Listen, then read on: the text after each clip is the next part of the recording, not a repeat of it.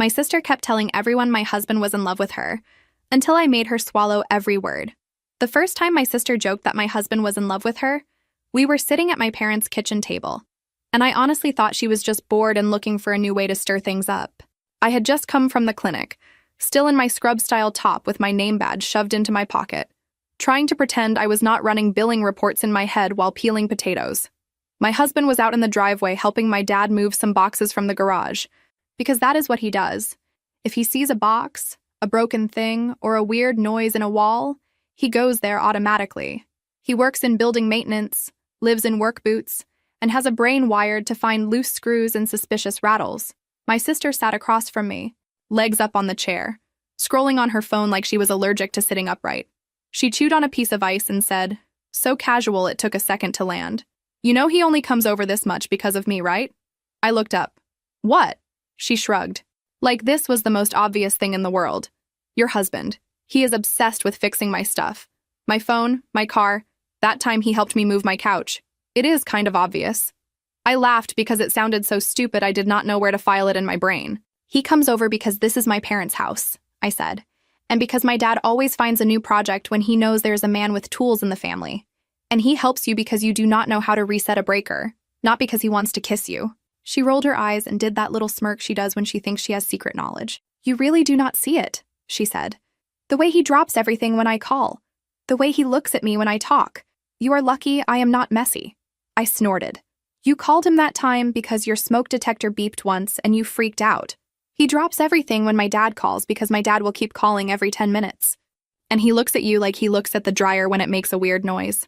Trust me, nobody here is special." She laughed, but she held my gaze a little too long, and there was something in her eyes that made me uncomfortable. Then my mom walked in with a pile of mail. My dad yelled something from the yard, and life moved on. That should have been the end of it. Just a stupid comment, like when she used to say teachers had crushes on her, or coworkers were jealous of her energy. She has always needed to feel like someone is obsessed with her. In high school, it was boys. In her early 20s, it was supervisors and managers. If people were not paying attention, she would invent attention. It was annoying, but it was also just part of who she was. The problem is that this time, she decided to build that whole fantasy life on top of my marriage. And the sad part is, I should have seen it coming, because this was not brand new. It was just louder. When we were kids, she used to do smaller versions of the same thing. Back then it was little playground crushes. There was this boy who lived down the street. The kind of kid who would come over to trade cards and end up staying for dinner. He liked me first, in that childish way where like means throwing grass at you. We were around 12. One afternoon, we were all sitting on the porch steps when he turned to me and said, "Do you want to come ride bikes later?" Before I could answer, my sister slid between us like smoke. "She cannot," she said. "She has to help our mom, but I can go." He looked confused. "I asked her," he said. She smiled sweetly. "Yeah, but I am more fun," she said. "You always smile more when I am around." I remember that burn in my stomach, the way my face got hot while the adults inside had no idea anything was happening on the porch. I remember telling myself it was stupid to care, that it was just a bike ride. Still, when I watched them pedal away together, that was the first time I had this weird, quiet thought. She will always jump in front of me if she feels like there is a spotlight. Later, in youth group at church, it was the same song with a different beat. A leader would pay attention to my questions, and suddenly she would be there, laughing too loudly at his jokes, sitting too close, telling me afterward that he obviously liked her more. If a boy in the group texted me, she would accidentally answer from my phone or start texting him separately, then tell me later, "He is way more my type anyway." When I got my first real boyfriend around the end of high school, she was the one who told my parents before I was ready. But somehow the story she told made it sound like he was chasing her too. She said things like, "He stares at me weird sometimes," and "I feel like if you were not in the picture, we would have a vibe." She said it half joking, half serious, like she wanted to see which half would land. I kept forgiving it because that is what everyone did. My parents used words like dramatic and free spirit and told me not to be jealous, that my sister just craved attention and that I was above that. They meant it as a compliment, but it always felt like code for, "We expect you to absorb the fallout," because she cannot handle consequences. So when she started making comments about my husband, my brain filed it under the same old folder. She needs to feel chosen, she needs to feel watched, and she has decided again that the person I am closest to is her best bet. The difference is that we were not kids anymore, and this time the stakes were not playground crushes or group texts. This time there was a mortgage and a marriage and actual reputations involved. A few weeks after that first kitchen table comment, it was my parents' turn to host Sunday dinner. They go to a small church and have this whole thing about being a family that opens their home, which in practice just means I end up washing a lot of dishes. I had worked a full week at the medical clinic, juggling appointment schedules, insurance authorizations, and patients who show up half an hour late and then get mad that they have to wait. By Sunday, my brain is mush. We were all in the living room when my sister decided to perform. My husband was in the kitchen helping my dad with the sink, because of course the sink had started leaking right before dinner. I was sitting on the couch with my mom, half listening to her talk about the latest prayer requests from church. My cousin, who is younger and unfortunately worships my sister, was playing a game on his phone. My sister stretched dramatically and said, loud enough for everyone to hear, "You know, I feel bad sometimes. I should probably stop calling your husband so much." My mom froze. "Why?" she asked, already nervous. "Because," my sister said, spinning a strand of hair around her finger, "he always abandons whatever he is doing to come rescue me. I mean, earlier this week I texted him about my car making a noise and he was at my apartment in 10 minutes. That level of dedication is suspicious, do not you think?" My cousin looked up, interested. My mom's eyebrows shot up. I felt my stomach drop. "He went because my dad told him your car inspection was coming up and he did not want you getting stranded on the highway," I said slowly. "And your place is 10 minutes away from his job. That is why he got there fast, not because he teleported." My sister grinned, loving the attention. Sure, logistics. But you all should see how he looks at me. Eye contact, body language. There is definitely chemistry. Right, cousin?" My cousin laughed awkwardly.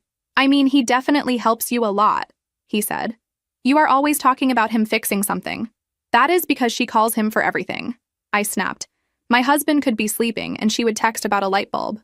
My mom gave me that warning look mothers have when they feel a scene coming. "Girls," she said, "we are not going to joke like that.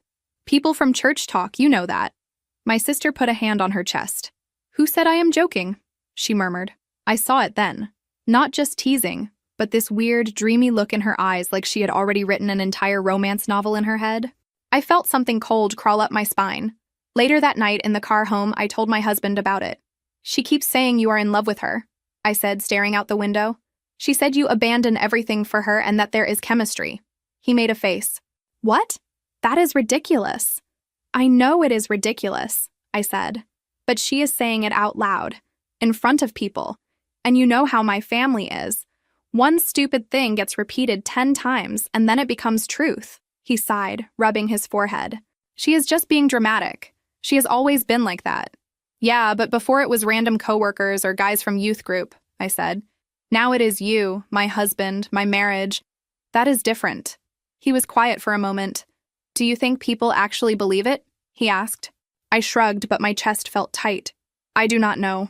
My cousin repeated it like it was funny. My mom looked like she wanted the floor to open. And my dad, honestly, he avoided eye contact the whole time, which is not great. He gripped the steering wheel tighter. "I just help her because she asks," he said. "If her car breaks down, I help. If her power goes out, I go." It never crossed my mind that she would twist that into whatever this is.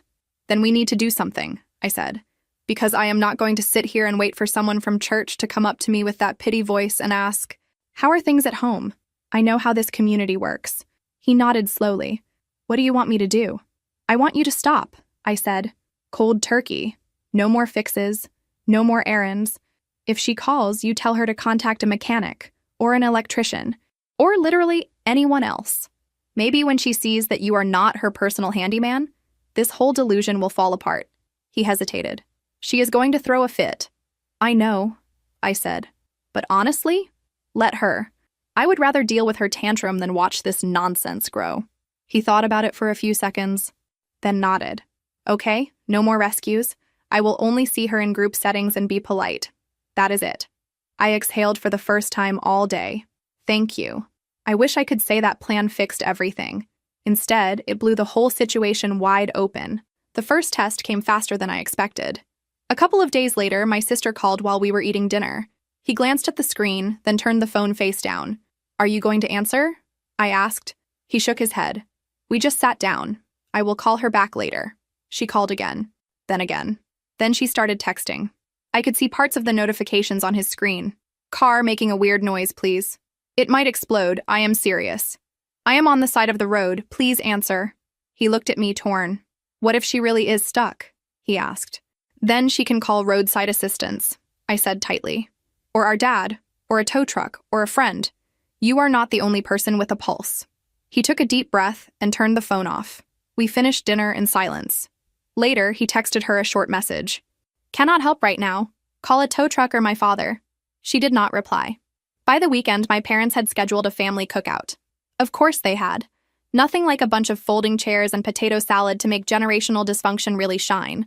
When we arrived, my sister was already there, sitting in the backyard with my cousin and an aunt, talking loudly. I could tell from their faces that we were the topic. The second my husband stepped outside, my sister's eyes locked on him like a heat-seeking missile. Oh, look who decided to show up, she said. Mr. Too Busy for Family. I felt my jaw clench. My husband stayed near me, grabbing a plate and focusing very hard on the hot dogs. Hey, he said. How is everybody? Ask me, my sister said, leaning back dramatically. I had a breakdown on the highway this week, but my family only found out through my story because apparently I do not matter enough to get a call back. Several heads turned. My aunt frowned. What happened? She asked. My car was making this horrible noise, my sister said. I called my dear brother-in-law who used to rush over for me and he straight up ignored me. I could have died on the road. Did you die? I asked before I could stop myself. She shot me a glare. It is the principal. My cousin, of course, jumped in. Yeah, he used to fix everything for you, he said. Why would he stop? Maybe someone told him to, my sister said, staring directly at me. Maybe someone gave him rules about what kind of help is allowed and what is not. Because heaven forbid he cares about me too much. Right? My mom stood near the patio door, holding a tray of cups, her face a little pale. My dad was by the grill, jaw tight. Something snapped inside me. For months, I said, loudly enough for the whole yard, you have been running around telling people that my husband is in love with you, that he is obsessed with you, that he would choose you if he ever had the courage. You have been painting my marriage like some kind of love triangle, and you expect us to just keep fixing your light bulbs like nothing is wrong? The backyard went dead quiet. Even the kids stopped yelling. My sister's mouth fell open. I never said, you told our hairdresser that there was something undeniable between you, I said. You told our neighbor that my husband could not resist you. You told our cousin that you were sure he would leave me if you gave him a chance. Do you want me to keep going? Because I can list names. My aunt put a hand over her mouth. My cousin's eyes widened, and he looked like he wanted to vanish into his plastic chair. My mom started crying immediately because that is her default setting when conflict reaches a certain volume. Please, she said.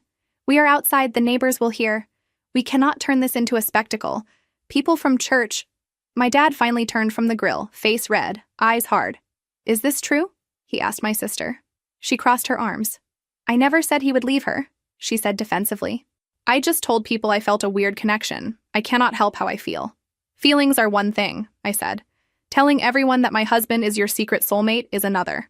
My aunt, who rarely says anything strong, shook her head. That is not appropriate, she said quietly. You do not talk like that about your sister's husband. Ever. My sister looked around, realizing perhaps for the first time that the crowd was not on her side. Her eyes darted back to my husband. Tell them, she demanded. Tell them you feel something. Tell them you kept coming because you care about me. My husband looked like someone had slapped him. I came because things were broken, he said. I care about you as my wife's sister. That is it. There has never been anything else, and there never will be. My sister's face crumpled. For a second, I thought she might cry, and part of me almost softened. Then she straightened, eyes blazing. You are all liars, she shouted. You are all scared because you know I am right. You are terrified he will wake up one day and realize he chose the wrong sister. She grabbed her bag and stormed through the yard toward the house. As she passed my mom, she hissed, You will all see. I am not crazy. I know what I felt. She slammed the gate on her way out. The metal rattled long after she was gone. The rest of the cookout was a weird, limp thing. People murmured about the weather, about sports, about anything except the nuclear bomb that had just gone off. My dad kept his head down, flipping burgers that nobody wanted to eat. My mom dabbed her eyes and muttered prayers under her breath. My aunt patted my arm and whispered, You did what had to be done, like we were in some kind of secret club. My cousin avoided my eyes completely, cheeks pink with that special kind of secondhand embarrassment you get when you realize you helped spread something that was never funny. On the drive home, my husband and I did not speak much. We were both numb. Finally, he said, "I did not realize people were talking." I laughed without humor. "You thought all her little comments were just jokes." "I did," he said. "I honestly did. I did not think anyone would take her seriously." "Well, they did," I said. "And now we have to deal with it." We should have known that in the age of everyone broadcasting their feelings online, the real explosion would not happen in a backyard. It would happen on a screen. The next morning, I woke up to my phone buzzing nonstop. Group chat notifications, missed calls, a text from my mom that just said, "Please do not look at anything before we talk." So, obviously, I opened the social media app immediately. Right there on my sister's page was a long, tear-filled post about betrayal and toxic relatives. No names, of course. Just vague enough to protect her from consequences. Just specific enough for everyone to know exactly who she meant. She wrote about being punished for having a genuine connection, and family members projecting their insecurity and jealousy onto her. She wrote about being ganged up on at a family event, and slandered for being honest about her feelings. She said she was done being the scapegoat for other people's fragile marriages. Hundreds of little hearts floated underneath. Dozens of comments from her friends saying things like, "You deserve better," and "Blood is not always family," and "If they cannot handle your light, let them live in the dark." I read the whole thing twice, my heart pounding so hard my teeth buzzed. My husband sat on the edge of the bed, running his hands over his face. "Do not comment," he said immediately. "That is what she wants. She wants drama." My phone buzzed again. My cousin. "Did you see?" Then my aunt. "Call me when you can." Then my mom. "Please, please, please do not respond online. We can fix this privately." Then another cousin. "Why is your sister saying your husband is obsessed with her? People are talking. This is not good." I took screenshots of everything. The post, the comments, the reactions from family. I sent them to my husband and to my parents. My mom called within minutes, sobbing. "She did it," she cried. "She turned it into a show. People at church are already sending me the post. They are asking if you two are okay, if he really—" "She is lying," I said through clenched teeth. "Again. You know that." "I know," my mom said. "But perception is powerful. People see a young single woman saying her family is jealous of her connections, and they make up the rest." "Then maybe it is time we say something too," I said. My mom panicked. "No, please. If you answer publicly, it will get worse. Let me talk to her. Let me get her to delete it." "You can try," I said, "but I am not promising anything." For hours, I paced around our small apartment, phone in hand, typing out responses and deleting them. Every fiber of my being wanted to scream. Finally, I sat down and wrote a post of my own. Honest, messy, a little longer than I meant it to be. I said I had watched my sister tell people for months that my husband was in love with her. I said I had tried to ignore it, thinking it was just another one of her exaggerations, until she started saying it to people she barely knew, including neighbors and people from church. I wrote that she was not being punished for having a connection. She was being confronted for disrespecting my marriage. I did not call her names. I did not say she was crazy. I just laid out facts. I also tagged my husband's profile on purpose because he wanted to be transparent. He told me, "If my name is going to be whispered anyway, I would rather it be on something I actually said." Within minutes, people started commenting. A woman from church wrote, "I did hear some strange things from her and was confused. Thank you for clarifying." A neighbor commented, "She mentioned something like that to me and I thought she was joking. I am sorry you are going through this." My aunt chimed in, writing, "This needed to be said. Enough is enough." My cousin added, "I repeated some of those jokes and I regret it. I should have asked you directly." But of course, there were also the other comments. A distant relative wrote, "Family drama should be handled offline. Posting this is immature." Someone else wrote, "Two sides to every story," like that was helpful. A friend of my sister's jumped in to defend her, saying she was fragile and always misunderstood. My husband eventually posted a comment as well. Short, but heavy. He did it from his own profile with his face and full name visible, because he said he was not going to hide like he had something to be ashamed of. He wrote that he had never had any romantic or emotional feelings toward my sister, that he had helped her with practical tasks out of basic family kindness, and that to see those actions twisted into a fairy tale he never agreed to was humiliating and deeply unfair. He ended with, "I love my wife, I chose my wife, and I will always choose my wife." He stared at the screen for a long time before hitting post. I watched the muscles in his jaw work like he was physically swallowing something. "I hate this," he said. "I hate that I even have to say this out loud. It should be obvious." "Nothing is obvious when people are bored and online," I said. He gave a humorless laugh. "Put that on a shirt." The ripple effect started almost immediately. A couple of his coworkers followed him on that app, the younger ones who liked sending each other jokes about broken elevators and weird tenants. They saw his comment. They saw my sister's original post. They put two and two together and got something way more interesting than the truth. One of my sister's friends lived in one of the buildings where he worked and apparently dropped the whole saga into the resident group chat with a comment like, "This is the maintenance guy from our building." So now it was not just a random story online. It had a face and a place attached. The very next Sunday at church, I felt the new version of it in person. The glances were different. Before, people looked at us like we were the nice young couple who helps out with events. That morning, there was this weird mix of pity and curiosity in their eyes, like we had turned into a live drama they could watch during hymns. After the service, the pastor's wife came over with her too bright smile. "How are you two doing?" she asked, stressing the two. "We are okay," I said. "Tired, but okay." She nodded slowly, like she did not quite believe me. "I saw some things online," she said softly. "I will not pry, but just know we are praying." There it was again, that word, praying, as if prayer was some kind of spiritual duct tape they could slap over any awkwardness. Behind her, I could see a couple of women huddled together near the coffee table, whispering and glancing over. One of them caught my eye and quickly looked away, suddenly very interested in a stale cookie. "We appreciate it," I said, "because that is the script you are supposed to follow." What I wanted to say was, if you really want to help, tell people to stop treating my life like a soap opera you can comment on between songs. Later that week, a woman from the choir cornered me in the parking lot. "I just wanted to say," she began, lowering her voice. Teenage girls can be very intense with their feelings.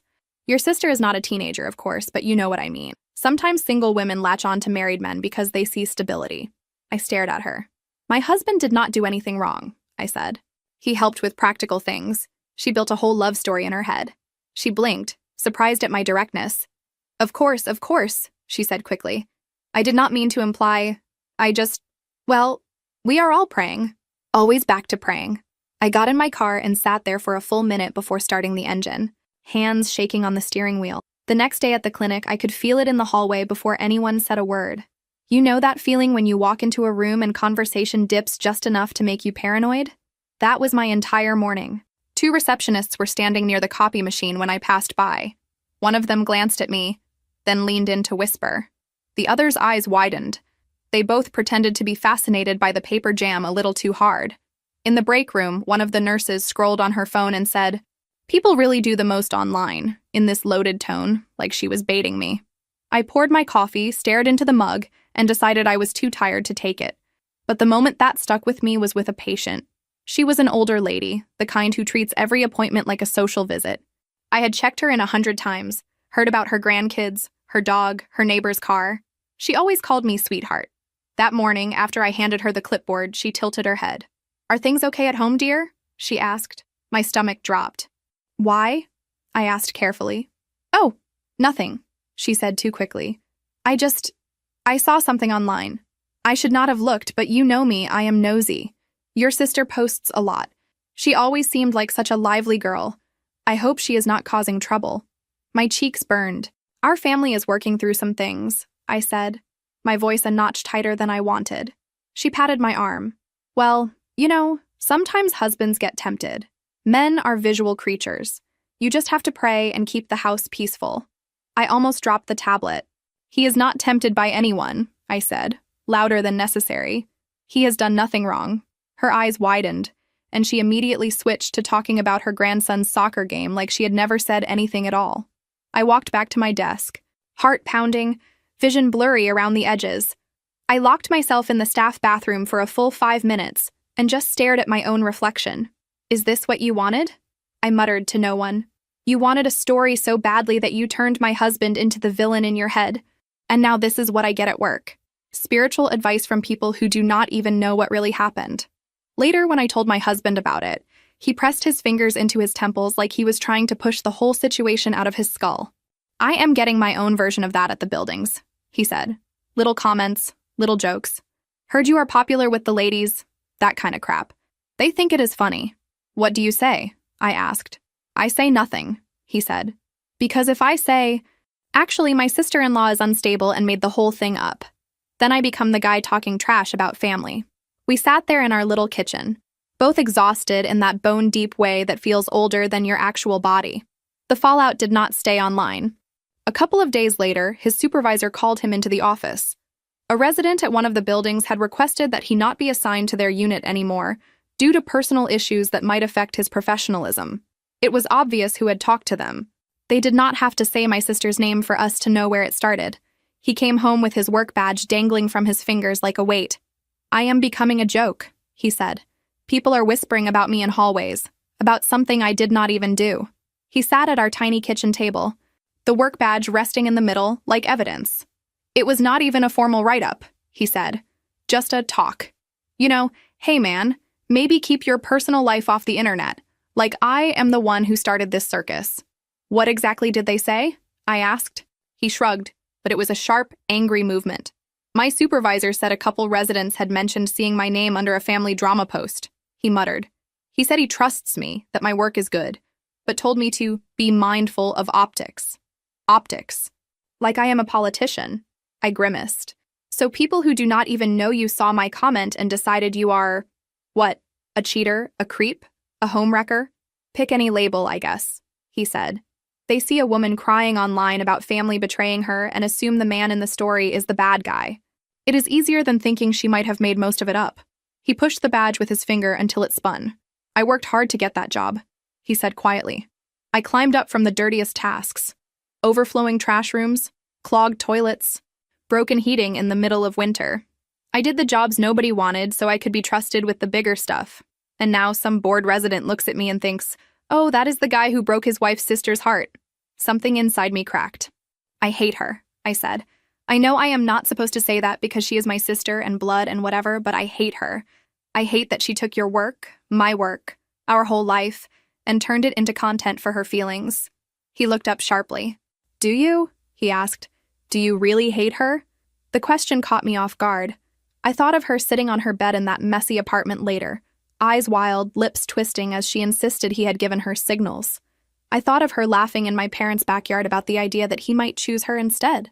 I thought of us as kids, sharing a bedroom and late-night whispers and stupid secrets. How many times had I defended her, covered for her, smoothed the mess so our parents would not get upset? I do not know what I feel, I said finally. It changes every hour. Hate, sadness, pity, rage, then guilt for feeling anything but compassion because everyone keeps telling me she is fragile. He rubbed his face. I am tired of being the villain in her story, he said.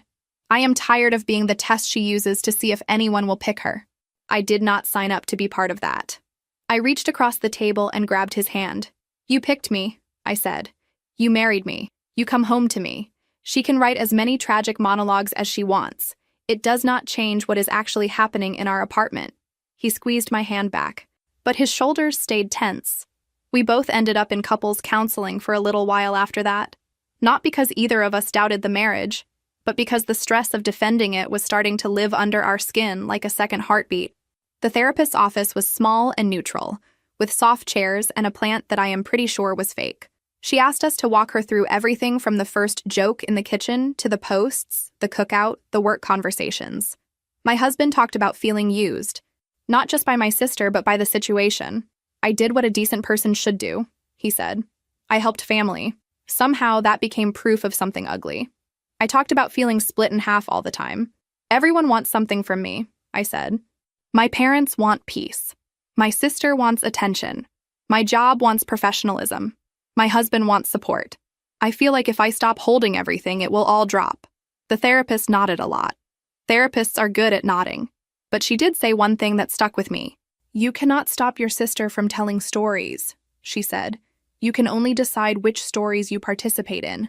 Right now, she is the main narrator of your life in a lot of people's minds. The real work is choosing where you step out of that. After a few sessions, my husband and I decided we did not need to keep going regularly. We were okay, even if everything around us was not.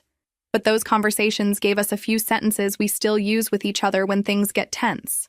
Little things like, "That is her story, not ours," and "I am not taking that role." The longer it went on, the more the stress started to live inside my body. My jaw hurt from clenching. My shoulders felt like I was carrying bricks. I would hear my phone buzz and feel my stomach flip, even if it was just a shipping notification. I hated that my own ringtone felt like a threat. Around that time, my mom started calling me late at night, whispering into the phone like my sister could hear her through the walls, even from miles away. "She does not sleep," my mom said one night. "She is up all night, posting, deleting, posting again. She does not come to church anymore. She missed 2 Sundays in a row. She will not talk to me." "Maybe she needs professional help," I said. "More than prayer and inspirational quotes." My mom sighed. "Your dad says the same. But if we say therapy to her, she explodes about how we all think she is crazy." Then the call came from my sister's manager. They told my mom that her behavior was unsustainable and that they could not keep her if she kept bringing personal drama into the workplace. My mom cried on the phone with me afterward. "She is going to lose her job," she said. "I can feel it."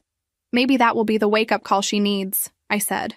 The words tasted mean, even as I said them. I was tired of being the only one feeling any consequences.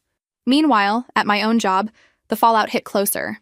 A coworker I had been close to for years suddenly went quiet. Short answers. No more lunch invites. Finally, I asked her what was going on. She looked uncomfortable. I do not want to get in the middle," she said. "Your sister follows me online and sent me messages about you twisting her words.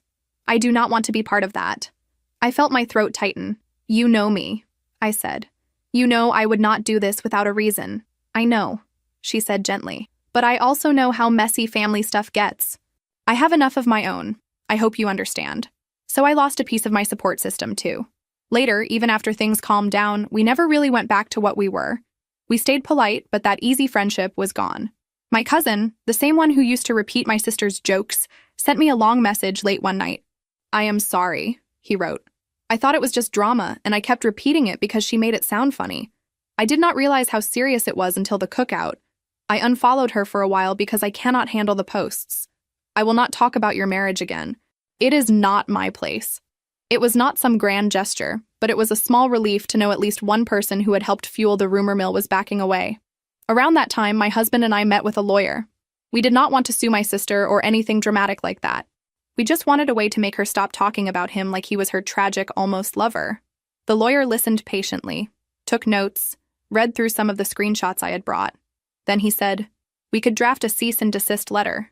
It would basically tell her to stop making certain statements or face possible legal action. Sometimes just the formal language is enough to scare people into silence." "Would it fix the damage that is already done?" my husband asked. The lawyer shook his head. "Not really. It might prevent future posts, but it could also escalate things if she feels attacked." We took the draft document home and told my parents about it. My dad, surprisingly, was the one who hesitated. "She is hanging by a thread," he said.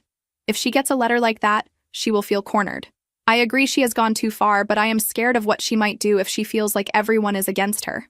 I wanted to argue, to say that my husband's job and our reputations were not less important than my sister's feelings. But then my mom mentioned something that made my stomach drop. She called me in the middle of the night, my mom said, voice trembling. She said she was tired, that she did not see the point of anything, that everyone saw her as a monster now. I sat there on my parents' couch, holding that piece of paper that could maybe shut her up, but might also push her over the edge, and for the first time I felt something besides anger. I felt scared. We ended up putting the letter in a folder in a drawer at home and agreeing on one simple rule. If she started posting again, we would send it. If she stayed offline and got help, we would leave it there, like a fire extinguisher we hoped never to use. It got worse before it got better. My sister finally did lose her job. Apparently she had another meltdown at work, accusing her manager and coworkers of conspiring with my family to destroy me. She did it in front of customers. That was it. They let her go. After that, she went quiet. Completely quiet. She did not answer texts or calls. She did not post online. She did not show up at my parents' house. For someone who lived half her life on her phone, the silence was terrifying. My mom called me every day, panicking. My dad drove by my sister's apartment twice and said her car was still there, but nobody answered the door. He could hear the television sometimes, but she would not open. Then one night, my dad called me sounding shaken in a way I had never heard. "I used the emergency key," he said. "I know she did not want us to, but I was scared. I waited outside and knocked and called her name. No answer. I could hear something inside, but it did not sound right." "What do you mean?" I asked. He swallowed. "The place is a mess," he said. "Dishes everywhere, trash overflowing, piles of clothes. It smells bad. She looks worse." "Is she there?" I asked, already grabbing my keys. "She is in the bedroom," he said. She opened the door, and I barely recognized her. She is so thin, and her hair is greasy, and her eyes.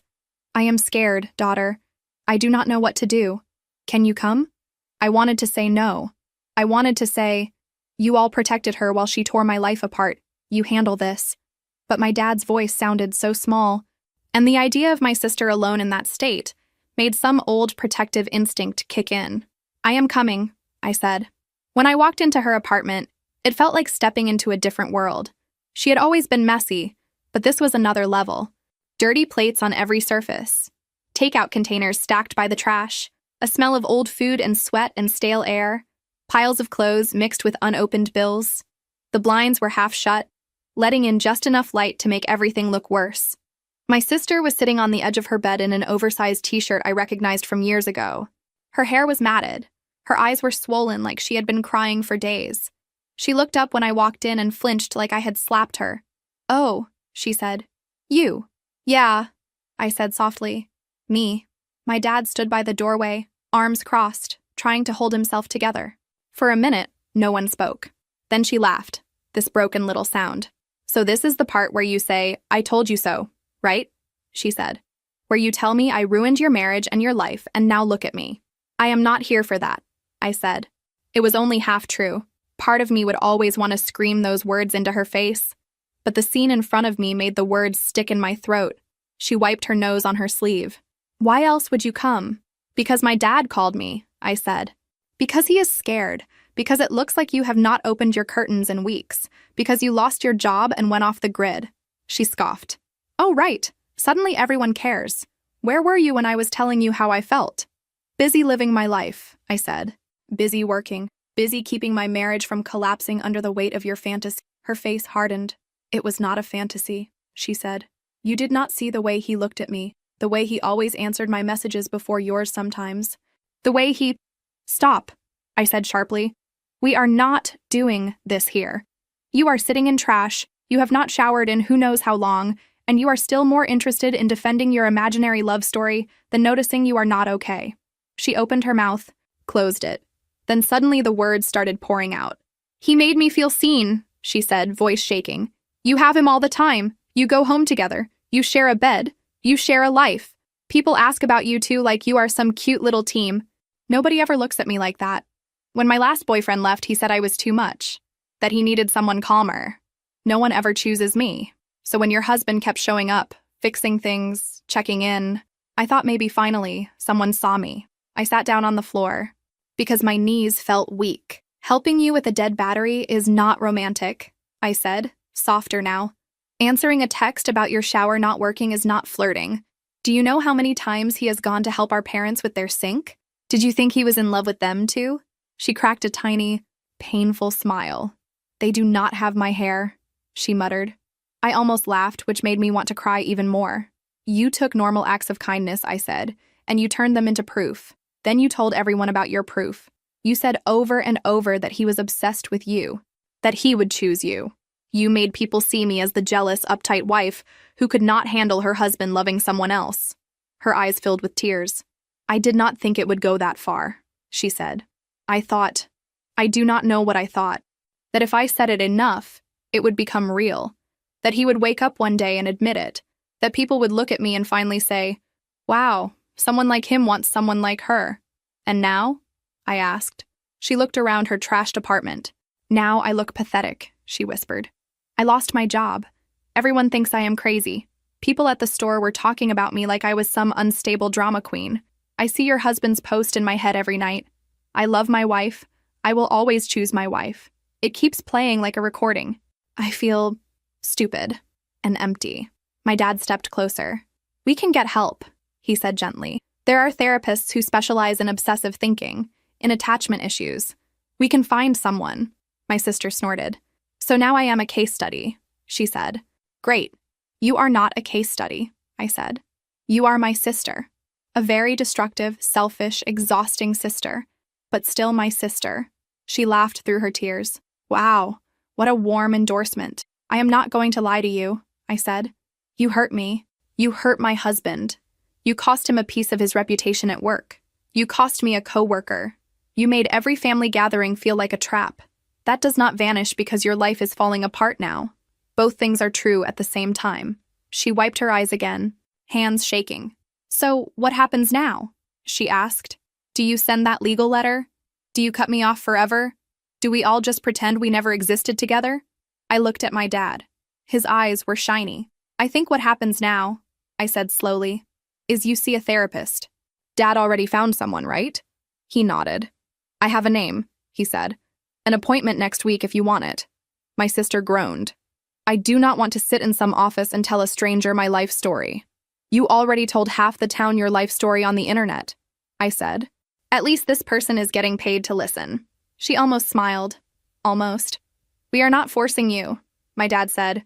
But if you refuse any help at all, I do not know how we can keep pretending this is just a misunderstanding. There will have to be consequences. What kind of consequences? She asked warily. I will not be around you anymore, I said. My husband will absolutely not be around you. You will not be welcome in our home. You will not be part of my life. Right now, the only reason I am even sitting here is because I am afraid you will hurt yourself. Once I know you are in treatment, once you have a plan, maybe we can talk about what any kind of relationship looks like. But until then, I have to protect what is left of my sanity. She stared at the floor for a long time. Then she whispered, Fine, I will go. But I am not promising to sit there and spill my guts in the first session. That is okay, my dad said. You can sit and breathe. That is a start. We left her apartment that night with no dramatic hugs, no big declarations. Just a first appointment on the calendar and a tiny, shaky okay from her. A few days later, she posted something online. Not a long rant, not a dramatic essay. Just a short message saying she had let personal issues blur the lines of reality, that she had interpreted things in ways that hurt people, and that she was taking time to work on herself. She did not mention me or my husband by name. She did not say sorry out loud, but it was the closest thing to an admission we were going to get. My husband read it and shrugged. It is something, he said, but it does not fix how I feel. I know, I said. We kept the cease and desist letter in that drawer. Just knowing it was there, already drafted, made it easier to breathe. She never went back to posting about him again, so the letter stayed where it was, yellowing with the other grown-up papers we hoped we would never use. Time did not suddenly jump forward. Nothing magically healed. Life just kept going. She started therapy, twice a week at first. She got a job at a call center eventually after a couple of months of nothing. My mom sent me little updates. She went to her appointment today, and she actually showered before noon, like small weather reports. We kept our distance. We did not see her at church because she did not go back right away. We did not cross paths at grocery stores, partly because I changed where I did my shopping. My husband never spoke to her. He told me very clearly that he would be polite if forced to be in the same room, but that was it. No jokes, no errands, no favors, not ever again. At his job, things slowly calmed down. New maintenance problems came up, new residents moved in, new gossip swirled about other people. His supervisor stopped bringing up optics. The joking comments dried up. There are always a few who remember, but he is back to being the guy who fixes things, not that guy from the story online. It is not like it never happened, but it is not the headline anymore. Then my mom called one day and said, Your dad and I want to have a small dinner. Just us, you two, and your sister. No cousins, no aunts. She has been going to therapy. She has a steady job. We want to test the waters. My first instinct was to say absolutely not. The idea of sitting across a table from her made my stomach twist. But my mom's voice sounded tired, and my dad had been carrying this weight too. Only if my husband can say no without being painted as the bad guy, I said. If he decides he does not want to come, I will not pressure him. Of course, my mom said. We understand. When I told my husband, He surprised me. I will go, he said. I blinked. Are you sure? I want to support you, he said. And I want to look your parents in the eyes and show them I am not hiding. But I need you to understand, I am not doing this for her. I am doing this for you and for them. My personal line with her is drawn. That is fair, I said. I am not expecting group hugs. Walking into my parents' house that evening felt like walking into a museum of our old life. The same pictures on the wall, the same couch, the same smell of whatever my mom had been cooking that day. Except now there was this invisible fog of things unsaid hovering over everything. My sister was already at the table when we arrived. She looked different, thinner but not in the terrifying way from the apartment. Her hair was washed and braided. Her clothes were simple and neat. Her eyes met mine for a second, then darted away. Thank you for coming, my mom said too brightly. Let us eat before it gets cold. Dinner was awkward. That is the only word. Everyone spoke in safe topics. Work schedules, weather, a show my parents had watched that did not involve any cheating siblings. My dad cracked a joke about his cholesterol. My mom offered more mashed potatoes like they were a bandage. My husband answered direct questions politely but kept his eyes mostly on his plate. He did not look at my sister at all. At one point, she cleared her throat. Thank you for giving me another chance to be here, she said quietly. I know I messed up. The air went heavy. My mom stared at her plate. My dad looked between us. My husband said nothing. He just kept cutting his food carefully. I took a breath. You did, I said. You messed up in a way that will take a long time to even process, let alone forgive. Being here is not forgiveness. It is a trial period, for my parents' sake. She nodded, eyes shiny. I understand, she said. After dinner, my mom and dad went into the kitchen to make coffee, leaving the three of us in the living room. It felt deliberate. My sister sat on the edge of the couch, wringing her hands. I have been working on things in therapy, she said. They say I attach too quickly, that I read things that are not there, that I need to learn how to feel valued without building fantasy worlds around people. That sounds accurate, I said. She swallowed. They also made me go through everything that happened with you two, she added. Every comment. Every time I told someone he looked at me a certain way. Every post I made. It was hard. I did not realize how ugly it sounded until I heard myself say it out loud. I leaned back against the chair. Imagine how it felt to live it, I said. She nodded. I am not asking you to forgive me today, she said. I am not even asking you to like me. I needed you to know that I see it now, that it was not some grand tragedy or epic romance. It was me being lonely and selfish and trying to feel important. And I hurt you in the process. And I am sorry. The word sat between us like a small, fragile thing. I believed that she meant it in that moment. I also knew that apologies did not erase consequences. They just added a new layer. My coworker still will not talk to me like before, I said softly. My husband still has residents who look at him sideways sometimes. We still are the couple people whispered about at church for a while. Those cracks do not disappear because you see your reflection now. She wiped her eyes. I know. Trust is not a light switch, I said. It is not a you said sorry so now everything is fine situation. I do not know if we will ever have what we had before. Honestly, I do not even know if I want that. The version of our relationship where I pretended your drama was just your personality and smoothed things over while you lit fires, that was not healthy either. She let out a shaky laugh. My therapist said something similar, she said. That maybe part of this has been going on since we were kids. That you were the responsible one, the fixer, the quiet one. That I was the loud, dramatic one. And that everyone let me be that way because it was easier than telling me no. I nodded. I am done being your emotional janitor, I said.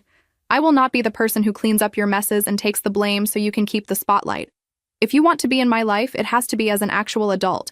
Not as the hurricane I am expected to love while she destroys the furniture. She swallowed hard. Okay, she whispered. That is fair.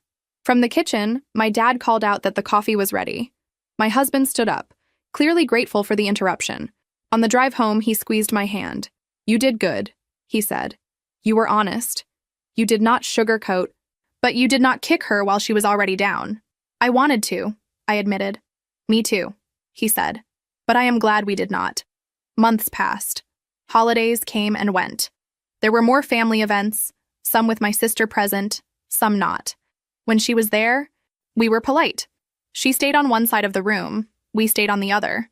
My husband never engaged beyond hello and goodbye. If she ever needed something fixed, she did not ask him. Maybe therapy had finally convinced her that was a boundary carved in stone. My parents tried, gently and clumsily, to recreate some kind of normalcy. They would say things like, "Look, we are all here together. That is what matters," with this hopeful look in their eyes. They wanted the old picture back, the one where both their daughters sat on the couch laughing and sharing snacks. Not this new painting with cracks running through the middle. But the truth is, once you have seen your sibling willingly risk your marriage for the sake of feeling special, something fundamental shifts. The foundation moves. The house might still stand, but you hear every creak. Some days I missed what we had before. The stupid memes we used to send each other. The way we could roll our eyes at our parents and know exactly what the other was thinking. Then I would remember the way she looked me in the eye and said, "You are terrified he will wake up and realize he chose the wrong sister." And the nostalgia would dissolve. Other days I felt guilty. Guilty that I had not noticed her loneliness sooner. Guilty that I had not taken the first comments seriously enough. Guilty that it took the threat to my marriage for me to finally say no to her. Most days, I felt something in between. A kind of dull ache, like an old bruise you forget about until you bump into something. People love stories with neat endings. They want to hear that my sister got better, found a nice boyfriend her own age, learned boundaries, and that we all laugh about this at holidays now. Or they want the opposite, that I cut her off forever, she moved away, and my life became peaceful and perfect without her. The reality is messier than that. My sister is still in my life, but at a distance. We talk occasionally.